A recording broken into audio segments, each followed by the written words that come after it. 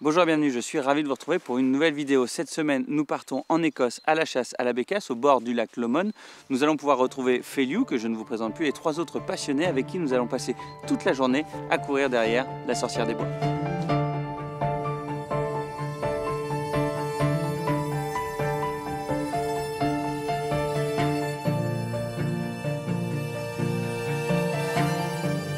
Je m'appelle Vivien Fournier, j'ai une bonne trentaine d'années.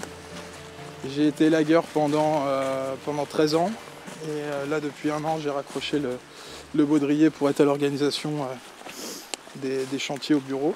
Je chasse essentiellement le petit gibier en Seine-et-Marne, un petit peu le gros mais quasiment qu'à l'affût. Mon petit cocker, mon petit working cocker.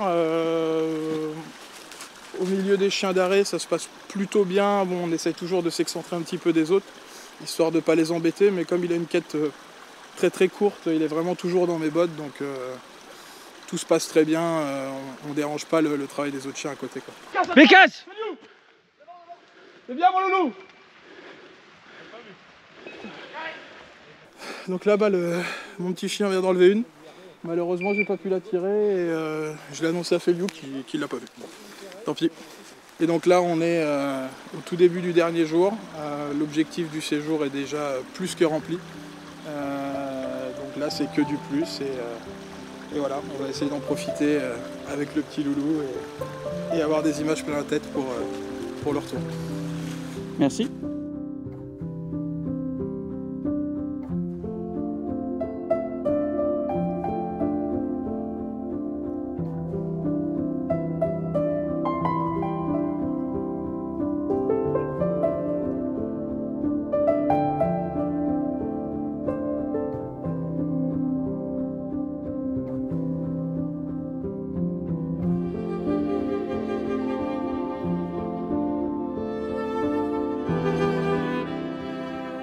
Loki, viens là, trancher, viens là.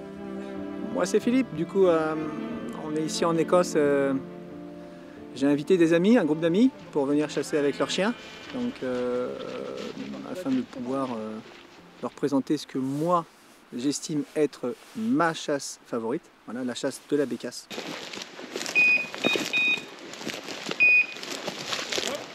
Il y avait une. Alors. Fais gaffe, on en a une deuxième.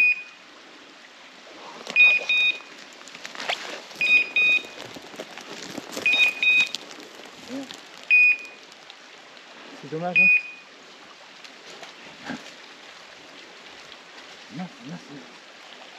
On n'a pas été récompensé, les chiens sont arrivés un petit peu trop tard, la bécasse très légère a décollé dans notre direction pour suivre le ruisseau et en fait on décide de ne pas la tirer parce que de toute façon elle n'est pas arrêtée donc c'est pas la peine.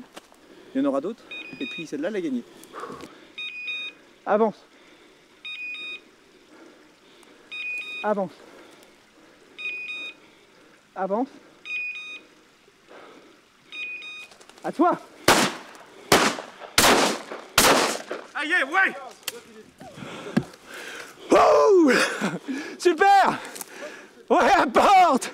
Ouais, mon chien, viens. Ouais. Viens, Mathieu, viens, apporte l'oiseau, viens. Boum. C'est super. Putain, c'est pour ça que je viens là. Y'a rien à dire, c'est trop beau. Allez, on peut le jeter, on n'a plus besoin. C'est bon. Viens, viens. Viens, ma grande, viens. Apporte-le. Apporte, viens. Allez. Viens. Viens, viens, viens. Apporte à ton père, viens. Apporte. Apporte, apporte. Apporte. Bon, bah, on va lui faire un rapport à... Ah, elle l'a trouvé, mais elle ne peut pas l'apporter. On va essayer de faire un rapport à froid maintenant. Allez, on va faire travailler les chiens un petit peu. Et désolé, c'est l'émotion, mais... C'est pour ça qu'on vient ici, vraiment, je le répète encore une fois, c'est... Le cadre, il est exceptionnel. T'as plus qu'à tourner pour regarder. Voilà. C'est pas beau ça? Et bon. Ça nous montre que on peut super bien faire travailler nos chiens dans des paysages qui sont vraiment différents. Et je pense que ça leur apporte beaucoup. Et puis à nous, ça nous apporte vraiment des émotions fabuleuses. Rien à dire de plus. Nous sommes allés sur 2 territoires différents.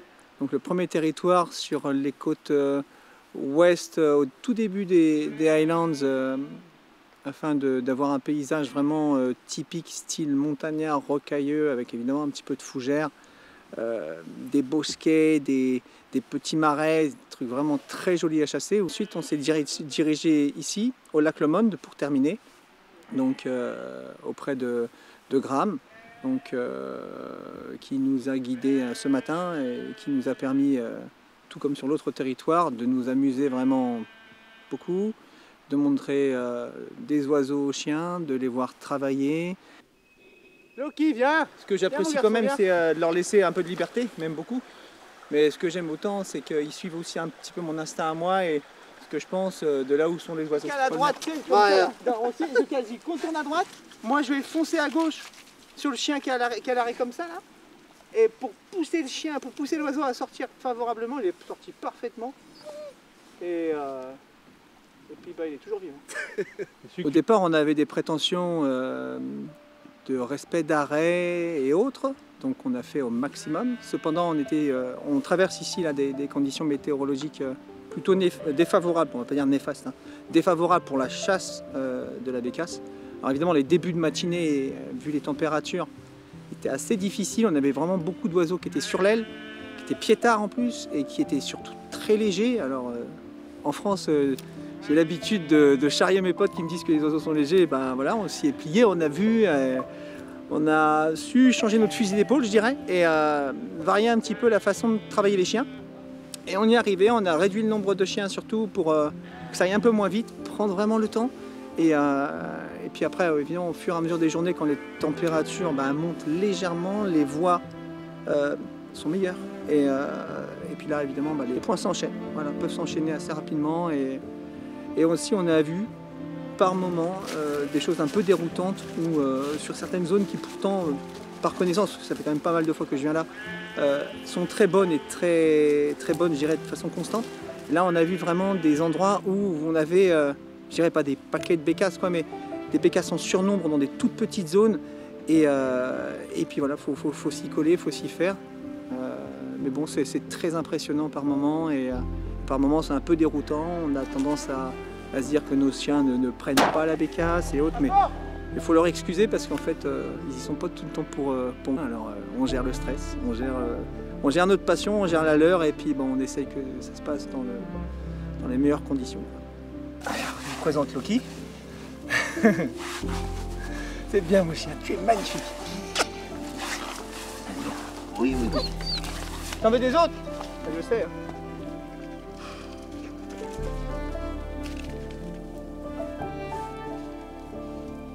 Superbe action. Merci Loki. Ok. D'accord, parce que eux, avec les chiens, on va y aller en dessous, ok? Ok, ça marche. D'accord. Doucement Loki, doucement. Devant, à toi. Bonjour, je m'appelle Graham, je travaille à mon compte comme guide de chasse en Écosse. Je fais ça depuis 15-20 ans, avec mon père, j'étais toujours emmené des clients à la chasse depuis que je suis tout petit. Et puis depuis 12 ans, je gère cette boîte-là tout seul. On fait beaucoup de chasse à la bécasse, chasse à la grouse, cerf, en montagne, un peu spécialisé sur toutes les chasses écossaises. Ce matin, donc, on a chassé la bécasse, au soleil, avec une température pas trop froide, heureusement. Dans certains endroits en Écosse, aujourd'hui, il fait -8 ou -10. Où on est aujourd'hui, il fait 2-3 degrés, donc ça reconcentre beaucoup de bécasses sur où on est. Et on a trouvé pas mal en hauteur, parce que souvent, quand elles arrivent au début d'année, elles sont plus hautes sur les montagnes, même dans la bruyère, toute mi-novembre, fin octobre. On les trouve là-haut. Puis aujourd'hui, on les a trouvées beaucoup dans les ajoncs, où elles sont au soleil. Elles peuvent peut-être manger un peu les vers aussi en même temps, parce que c'est humide en dessous. Et puis elles sont confortables là, à l'abri du vent. Combien de levées à peu près tu penses qu'on a fait? Ce matin, on a dû faire entre 40 et 45 levées avec quelques très beaux arrêts de chiens. Avec les bécasses qui fait quelques sauts de crapauds devant, on les voit se reposer et puis après ça redécoller. Elles sont très compliquées à tirer dans les ajoncs là, elles montent, et puis elles utilisent ça pour se défendre, pour pas se faire tirer dessus. Mais ils ont une vue à 360 degrés, donc elles comprennent comment mettre quelque chose entre elles et leurs prédateurs. surtout pour les éperviers qui essaient de les attraper ou des choses comme ça. Elle arrive toujours à mettre un arbre, une branche, quoi, ça, quelque chose entre nous et elle. Je limite dans les journées de chasse que je fais à 3 bécasses par jour par chasseur. Celle-là est pour pas trop tuer tout le cheptel d'oiseaux qu'on a. Parce que les oiseaux, elles reviennent souvent aux mêmes endroits tous les ans.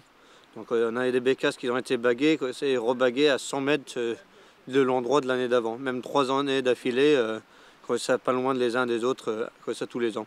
Donc elles reviennent, elles migrent, mais elles reviennent souvent aux mêmes endroits d'année en année.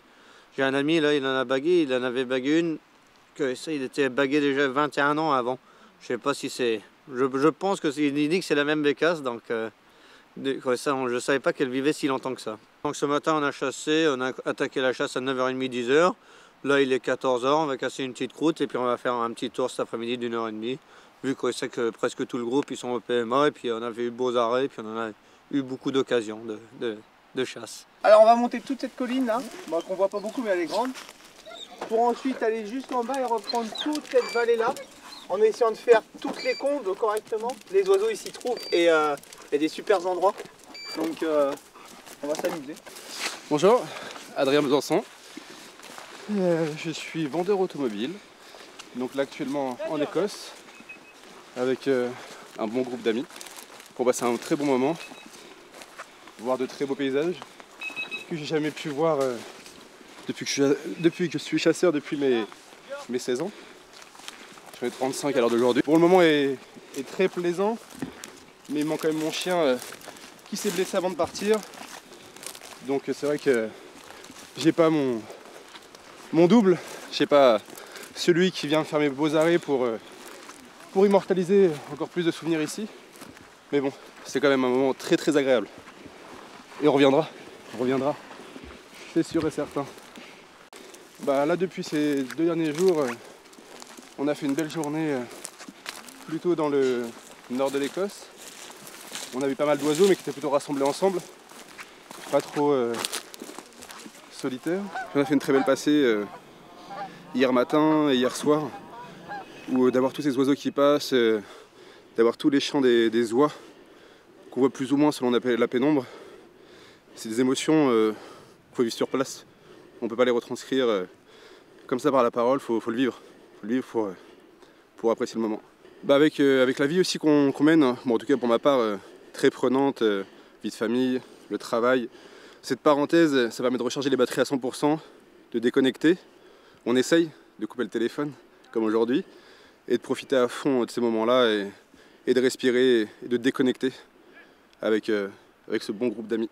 Manque de réussite un peu au démarrage, puis après je me suis rattrapé gentiment, et puis avec les conseils des copains pour peaufiner un petit peu mes tirs, vu que ça fait quelques temps que je n'avais pas rechassé. Donc non, très bien, plein d'oiseaux qu'on a pu voir. Pour ma part, j'ai fait mon petit tableau très sympa, dont ma première bécassine hier à la passée. Donc très très content. Dernier jour de chasse là en Écosse, bon, un peu moins de soleil aujourd'hui, mais il pleut pas. Donc ça c'est bien agréable parce que tout le séjour il n'a pas du tout plu. Donc au moins pas besoin d'utiliser tous les différents changes qu'on a pu prendre avec nous. Et puis bah là on va profiter de ces derniers instants. Moment de partage à la chasse, autour d'un petit verre, autour de la nourriture écossaise. Puis ce bon petit restaurant qu'on fera ce soir, en se remémorant tous les souvenirs de la semaine. Et puis demain matin on repartira, je pense, le cœur chargé de souvenirs et d'émotions de ces moments qu'on aura passés sur toute la semaine. Merci Adrien. De rien Félix. Salut. Salut.